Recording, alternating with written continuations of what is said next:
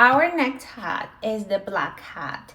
And I didn't love it at the beginning when I read it because I tried to be a positive person, but still, I am a lawyer, so I tend to think about bad things. I try always to make them look better or explaining in a positive look.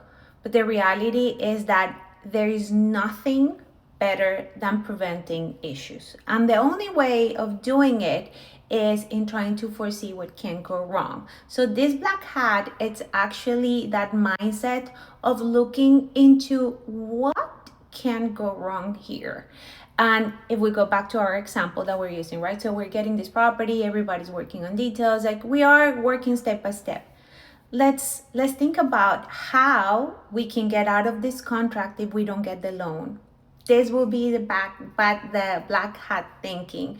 How can we properly insure? How much money do we need? Is there anything close to this property that will increase the potential for liability, right? For, let's say, is the parking lot really close to a dangerous street?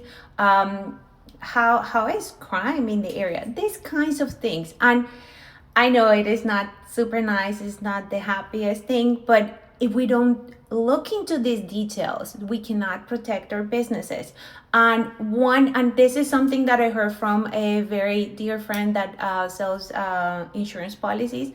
And he told me insurance is actually the only business that sells happiness. And I'm like, how? He's like, look, happiness comes from having peace of mind. And then if you can calculate the risk and then create a policy that will be sufficient to face that risk, you're actually giving yourself peace of mind and you're giving yourself happiness. It completely changed my mind to the insurance industry. And it is true. If you can calculate your risk, you can actually calculate what you need to make sure that you will be able to face the risk. So it's not the nicest, but it is super necessary. Let's think with our black hat and look for what can go wrong.